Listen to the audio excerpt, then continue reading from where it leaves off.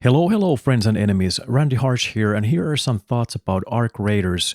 If you should buy it, or if you just bought it, should you keep it, should you continue playing, and also things that I wish I would have known before I bought the game and before I started playing the game. First and foremost, Arc Raiders is super fun for beginners. You don't even have to have any friends, there's the solo experience. Of course, if you do have friends, you can play in duo, you can play in trio, whatever, everything works. But you can just jump in and enjoy the game in the solo experience. I also love the fact that there's a great gear balance, meaning that even if you're just starting out level 1 and you're playing against people level 75 and maybe you have some free items and they have some expensive items, you can actually compete. Even if your goal is not to shoot at other raiders, maybe you're not a PvP person, you will not be gunned down by absolutely everyone if you just have the basic skills to defend yourself. Your weapon of choice, or the weapon you have enough cash for, is not going to limit you from defending yourself. So very approachable to new players as well. Also, the game is very forgiving, so it's very easy to pick up and, let's say, difficult to master, like they say. So there's many game mechanics that make the game very approachable to new players, and just like when you gradually learn more, you start mastering it, and then, let's say, your tactical thinking improves, then you can get an upper hand over other players because you're just smarter. But game mechanic-wise, it's very forgiving. One part of it that is a third-person view, which we will talk a little bit later. There are things like knowing how each different map works. There's a few maps already, and there's a map called Stella Montis, which is the only purely indoor map. So there you definitely need to kind of find your way. Navigating is a little bit different than these huge open ground maps, but that's knowing about the map. It's not really about how to play the game versus, let's say, other players. But it is a little bit less forgiving because there's a lot of walls and people can sneak up on you and all that stuff. But again, it's just a different kind of map, but it's not a skill question per se. Might feel messy at first, but you will get a hang of it. Arc Raiders is also very good for new players because it's called, it's an expedition shooter, right? So you go out there, you try to find loot, you fight the environment, NPCs, AI, and other people can take all your stuff from you. That's expedition shooter, right?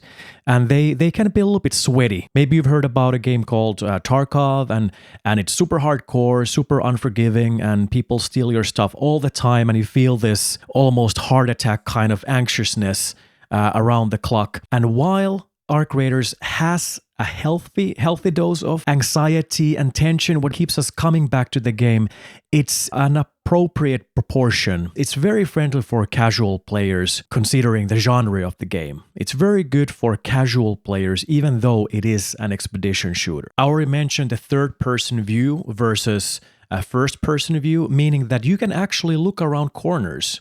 You can be at a corner of a building and you can see what's happening behind the corner. Someone might approach you, you might see some arc there. You are able to react. You have more time to react. The game is in a way slower in that regard. Things don't happen instantly. You have an opportunity to prepare what's about to happen. Some people like it, some people hate it. Personally, I used to play a game called Gears of War back in the day on Xbox, and for me, it wasn't anything lesser than the first-person view, but some super hardcore PvP people might not appreciate it. Maybe they feel it's too easy to spot other people. But for new players, very approachable. On that note, if you are a hardcore PvP player, you like gunning other people down, you just like super hardcore PvP action, you want to be the best, you want to be the king of the jungle, so on and so forth, it's good to keep in mind that Arc Raiders is not, and it will never be, a hardcore PvP game.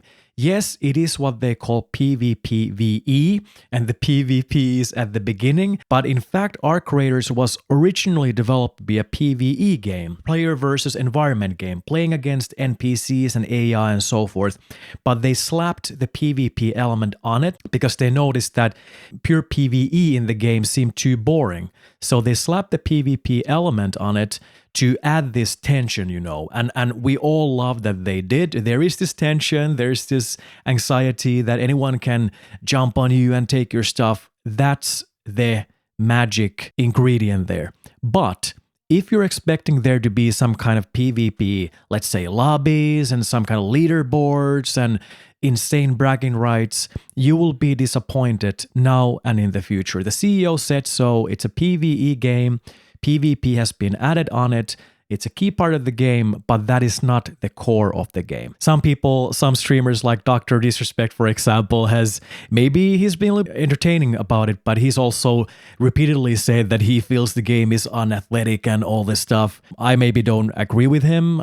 People are not actually robots, and it comes down to realism as well. So who, for example, in real life can do a dodge roll identically every single time? No one, unless you're like Jason Bourne or something like that.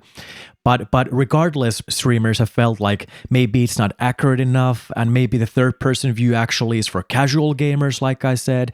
It's kind of like cheesy that you can peek around corners. Third-person view, sucks. So whatever it is, the way the character moves, there is the third-person view versus first-person view, and also the CEO saying so, that there's not going to be leaderboards and such.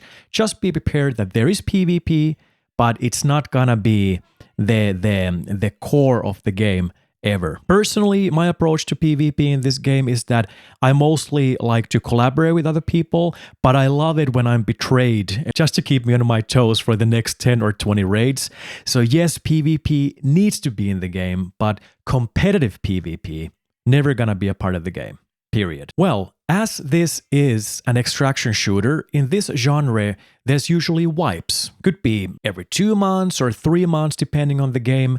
And the whole idea is that there are like these seasons where you've been looting around, collecting gear, making your character stronger, and then every 2 or 3 months, you wipe your character. In many games or most extraction shooters, that's mandatory. Your character will be wiped, period. The whole point is that you kind of like start over and you have more to grind towards and more content. That's how you kind of like refresh the whole game world, refresh the whole storyline and character progression. As Arc Raiders is brilliant on many levels, and like I mentioned, it's very approachable to new players, even casual players. It's actually voluntary to do these wipes. They are called expeditions. I'm not going to go into all the details how expeditions work. There's many videos about it. I've also made videos about it before. You're welcome to watch them if you have some extra time. But the main thing is that you have, was it like 5 or 6 different steps? You loot things, and then you commit some resources, some specific things that you prepare this kind of caravan for your character to leave to a different planet or whatever. When you're done with this, building this caravan, and the expedition window opens, you're gonna jump on the rocket or whatever, your character is gone. There's going to be actually a very beautiful video that shows your stats. Well, how did you do this season? It's actually very beautiful, almost brought the tear in my eyes last time around. And that character is gone. And then the next time you play, you have a new character. You even choose how it looks and all that stuff.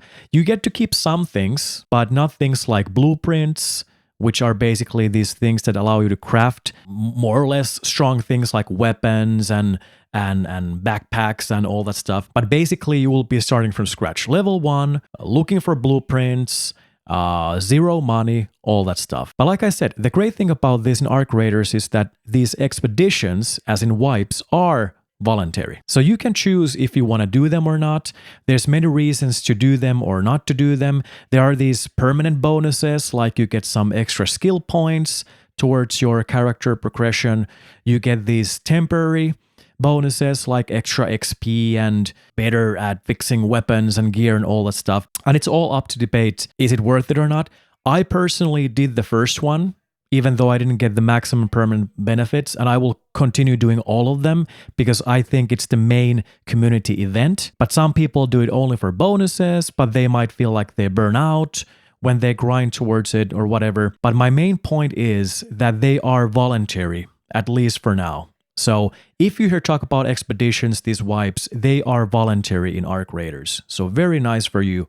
Even if you're a casual gamer, you can enjoy the game to the fullest. I already mentioned that you don't have to have friends to enjoy this game. You can play solo, you can play duo, you can play trio, whatever you want. But the main thing is that I personally 99% of the time play solo.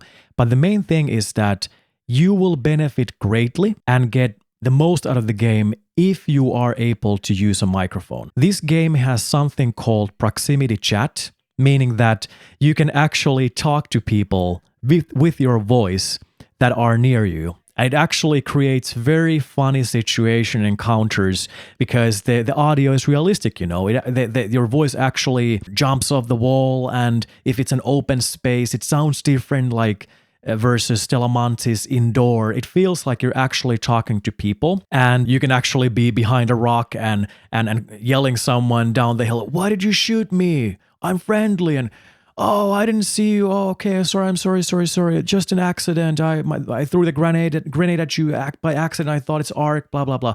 And you can actually make great friendships that way. You can actually later end up befriending these people and then play duo or trio or whatever you want.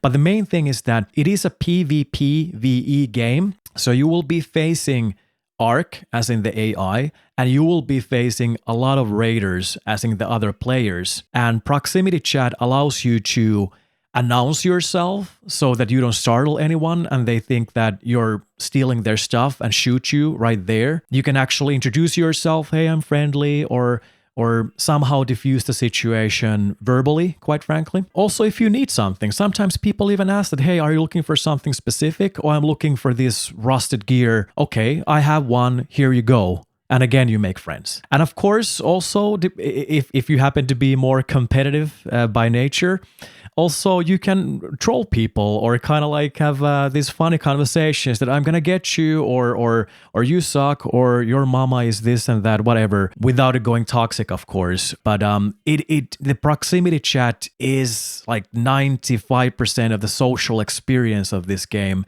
So if you're able to use microphone, please use it, fully respecting that, one, not everyone have a capable microphone. Fully respect that. Two, not everyone will be playing in a space or situation where they can use their voice. Maybe there's a baby sleeping, or maybe they will want to reveal to their partner how geeky they are and they will not love you anymore. And three, some people just, quite frankly, cannot produce sound, and that's also okay. Everyone's welcome. But if you're not able to use your microphone, if you're not able to use the proximity chat verbally, if you will, don't worry. There are also these emotes that allow you to use this interface for you to say, your character to say hi, or "Don't shoot, let's team up," or you can point that "I'm looking for ammo," or "There's danger there." You can actually even choose for those emotes that can people around you hear them, like it's proximity chat, or only people in your duo or trio unit, whatever you have. So even if you're unable to use a mic, still remember to communicate.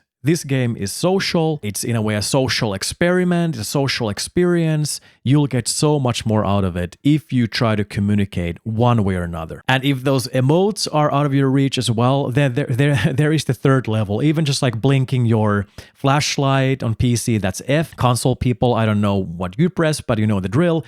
Flashing your flashlight usually signals people that, "Hey, I'm letting you know that I'm here, I'm friendly, I'm not dangerous." At least I haven't been betrayed by the flashlight mob yet. Or some people also crouch, come up, all that stuff. Also to get your attention, for example, this way. So this game does a fantastic job for allowing you to communicate. Please communicate whatever your language or venue might be. This next one, of course, I haven't used every system out there, especially on the PC side, but my understanding is that this game doesn't require a crazy powerful computer for you to play on. Of course, if you're on PlayStation or Xbox or what have you, you already know it's going to work well. But my understanding is that the graphics and everything actually look brilliant. Personally, I actually play on an ancient Mac Mini M1. Maybe that doesn't say anything to you because you think Mac people are horrible, and really some of us are. But I actually use GeForce Now. GeForce Now, I have no affiliation with them. I have a great fiber optic connection, internet, 1 gigabyte up and down. It's an overkill even for this, but my point is that you can consider even cloud gaming. Like I turned a non-gamey Mac Mini M1, or I've even tried this on an old Windows computer laptop. If you just have a good connection, good internet, I'm playing on RTX 5080 with this insane gaming computer that I'm streaming from a country next to me or next to mine, and I have no noticeable delay whatsoever. Everything looks brilliant and beautiful. So maybe your current PC is actually good enough, but if you wanna join this phenomenon that's Arc Raiders, you can even consider cloud gaming. You can use something else. But if you consider GeForce Now, I'm using the ultimate, the best tier to get the best graphics and all the stuff. And I love it. I love it. Then it comes down to the kind of games you like. If you're a casual gamer, if you're a hardcore gamer, one thing you need to know about this game and maybe extraction shooters in general is that this is a high risk, high reward gaming experience. Again, you are going out there to find loot, to improve your character, your gear, your different quests, you have missions, maybe even prepare for the expedition, whatever you're doing. I can promise that you will have fun all the time, especially if you like this kind of high risk, high reward environment, but it's not like playing mini golf. If you love mini golf after your work day or school day or family day, whatever you have, mini golf is pretty much the same every time, right? You kind of know the ball goes in the hole, right? Every time, hopefully. Fewer swings, the better. But in this game with high risk, high reward is that it might suck sometimes, honestly. You want to get this done. Let's say you have 20 minutes time or 30 minutes time. You want to get this one thing. Let's say you're looking for a mushroom for upgrading Scrappy, this chicken that gets resources for you. And you have 30 minutes, 20 minutes. You might actually not find that mushroom, or you're almost finding it, or you do find it, and then someone shoots you in the head and they take your stuff. Your mushroom is gone. And you might be even angry for a moment, depending on your personality and current blood pressure and your goals in life. But the main thing is that you can lose your progression instantly. Not all your progression, but the progression you have made during that particular 30-minute raid. If you're okay with this high risk, high reward setting, you will have fun 100 out of 100 times. But if you're expecting a linear path from your character to do this, and after 30 minutes you're there, that might not happen. So you have to be sure how you choose to spend your time. If you find that entertaining, great. If you want things super linear and safe, this is not the game for you, quite frankly. You might win, you might lose. That's the entertainment. Finally, what I want to talk about is that this game is going to be here for a long time. I'm filming this in January 2026. This is the hottest game around. It's breaking records. There's like 400,000, I don't know, 500,000 people on PC alone, I think, playing this every day. I don't know how many in total, but there's like over 10 million people who have bought the game, and it's the hottest game around. And these brilliant Swedish developers, Embark Studios, have said that they expect this game to be here for 10 years. This was released a couple of months ago. It's still early innings. It's still early days. It's not the first day. It's one of the first days. Join the fun. This is still year one. You can still be one of the first people who join this thing. And for me, this game actually brought me back to gaming. This felt somehow special. I think I had pretty much like a 10-15 year break from any kind of like noticeable serious gaming. This game was that much fun. And when I bump into people and I see these videos and streams, many other people say the same. No, it's not just for old people or casual people, but I'm just saying that it also has this special, I don't know, lure or allure that brings even more experienced people back in gaming because it just feels so special. And I want you to be a part of this. Join in the phenomenon right now. You'll still be one of the first people who will do this. That's pretty much what I wanted to say, what I wanted to know, would have liked to know before I bought the game. I'm happy I wasn't disappointed. Just some thoughts that might help you basically make the decision if you haven't bought the game already, or maybe if you have gotten the game already, but you put it down because something wasn't going your way. I hope this helps. And if you are already an Arc Raiders veteran, you're welcome to join us in the comments to share your insights, why people should get this game, and what do you like, what you don't like, anything that might help people to enjoy this game a little bit further, or just to see that, okay, I'm gonna go the other way, this is not for me. Thank you so much for watching this video. See you in the comments. Hope to see you topside, and as always, go with integrity.